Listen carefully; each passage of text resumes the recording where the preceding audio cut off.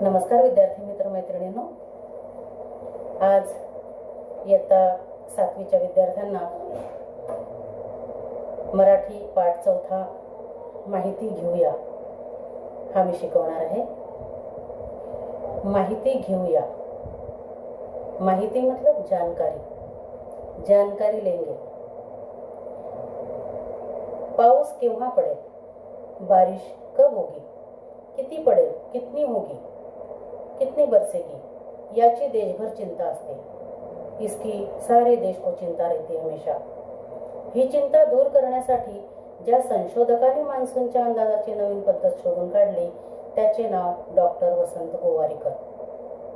यह चिंता दूर करने के लिए, कौन सी चिंता दूर करने के लिए कि बारिश कब होगी, कितनी होगी, यह चिंता दूर करने के लिए जिस संशोधक ने मानसून के अंदाज की नई पद्धत शुरू की उनका नाम है डॉक्टर वसंत गोवारीकर।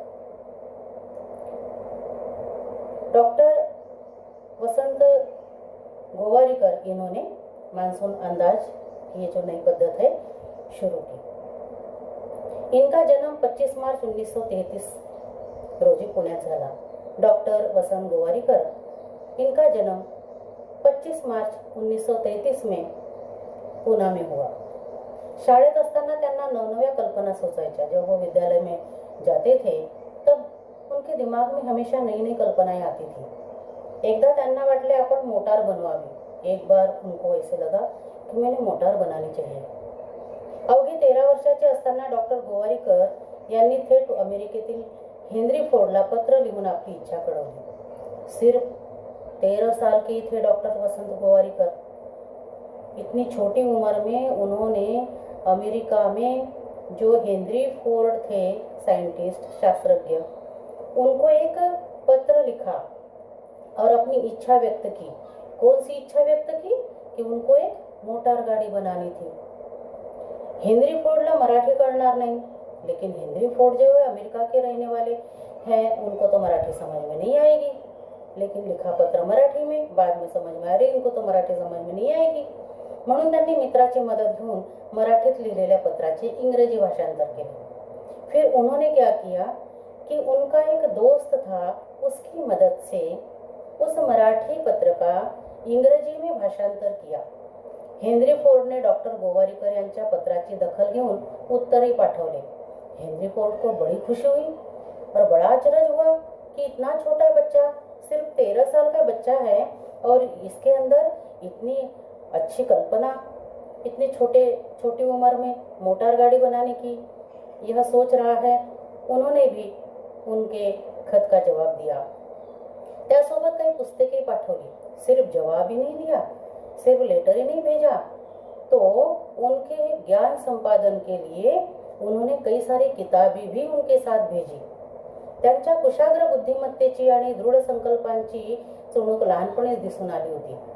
डॉक्टर वसंत गोवारीकर यह बहुत होशियार थे। कुशाग्र बुद्धिमत्ता थी इनके पास में, दृढ़ संकल्प था उनके पास में। बचपन से ही वह बहुत होशियार थे। कोल्हापूरला पदवीपर्यंतचे शिक्षण झाल्यानंतर उच्च शिक्षणासाठी ते इंग्लंडला गेले। कोल्हापुर में उनका पदवी तक का एजुकेशन हुआ, शिक्षा हुई और उसके बाद में ऊंची शिक्षा प्राप्त करने के लिए, उसके आगे की शिक्षा प्राप्त करने के लिए वह इंग्लंड गए। बर्मिंगहॅम विद्यापीठात त्यांनी रासायनिक अभियांत्रिकी विषयात संशोधन केले और उन्होंने बर्मिंगहॅम जो है विद्यापीठ यूनिवर्सिटी, उसमें रासायनिक अभियांत्रिकी विषय में उन्होंने संशोधन किया। पुढे इंग्लंडच्या ऊर्जा संशोधन केंद्रात संशोधक म्हणून त्यांनी काम पाहिले और आगे इंग्लैंड के ऊर्जा संशोधन केंद्र में भी उन्होंने संशोधक का कार्य किया।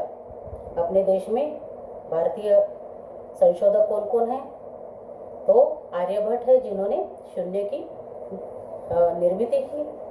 सीवी रमन जो है, चंद्रशेखर वेंकट रमन, इन्होंने क्या किया, वेवलेंथ के बारे में संशोधन किया कि प्रकाश जो है कैसे फैलता है। एपीजे अब्दुल कलाम का उदाहरण हमारे सामने है, इनको मिसाइल मैन कहा जाता है ना। तो इस तरह से हमारे भारतीय संशोधक में से ये भी एक थे जिन्होंने मानसून अंदाज की नई पद्धत शुरू की और हमारे देश में जो चिंता सबको होती थी वो दूर कर दी। और हमें पता चलता है पहले कि कितनी बारिश होगी, है ना, कब होगी, तो हम सतर्क रहते हैं। विक्रम साराभाई यांच्या आग्रहामुळे 1967 साली ते भारताच्या अवकाश संशोधन केंद्रात रुजू झाले। विक्रम साराभाई इन्होंने, इनके ध्यान में आया कि ये बहुत होशियार है। विक्रम साराभाई कौन थे? ये विक्रम साराभाई एक खगोल शास्त्रज्ञ थे। न्यूक्लियर पावर का संशोधन इन्होंने किया हुआ था। 1966 में इनको पद्म भूषण का अवार्ड मिला हुआ है और 1972 में पद्म विभूषण का अवार्ड विक्रम साराभाई को मिला हुआ है। विश्व में भारतीय स्पेस प्रोग्राम के यह जनक माने जाते हैं। बहुत होशियार थे विक्रम साराभाई। इन्होंने डॉक्टर वसंत गोवारिकर, इनकी बुद्धिमत्ता देखते हुए उनको 1967 में भारत के अवकाश संशोधन केंद्र में भेजा। वहाँ पर ये गए। घन पदार्थातील ऊर्जा, जो घन है वो उस पदार्थ की ऊर्जा या विषयाच्या संशोधनासाठी त्यांच्या पुढाकाराने नवा प्रकल्प सुरू करण्यात आला, है ना। द्रव घन पदार्थ जो होते हैं, द्रव मतलब लिक्विड, घन मतलब जो हिलते नहीं है, पानी दूध के जैसे घन एक जगह पर वेट वाला। तो ऐसे जो पदार्थ है उनकी ऊर्जा या इस विषय में संशोधन करने का कार्य, नया प्रकल्प उन्होंने शुरू किया। भारताच्या विज्ञान क्षेत्रात त्यांनी केलेली कामगिरी फार मोठी आहे। भारत के विज्ञान क्षेत्र में उन्होंने जो किया हुआ सारा संशोधन है वो बहुत मूल्यवान है। बहुत बड़ी कामगिरी उन्होंने की है, बहुत बड़ा संशोधन उन्होंने किया हुआ है। अग्निबाणाच्या मोटारीकरता घन इंधन बनवण्याचे तंत्र त्यांनी विकसित केले। अग्निबाण तैयार करने के लिए, अग्निबाण की मोटार तैयार करने के लिए जो घन ईंधन की आवश्यकता होती थी, जो बनाने का जो तंत्र था, उसको इन्होंने विकसित किया। अग्निबाण की मोटार बनाने के लिए घन ईंधन बनाने वाला तंत्र इन्होंने विकसित किया। तो ये थे डॉक्टर वसंत गोवारिकर, अपने भारतीय संशोधक, जिन्होंने मानसून के अंदाज की नई पद्धत शुरू की। तो आप लोगों के ध्यान में आया होगा, ये पाठ जरूर ध्यान में आया होगा, है ना।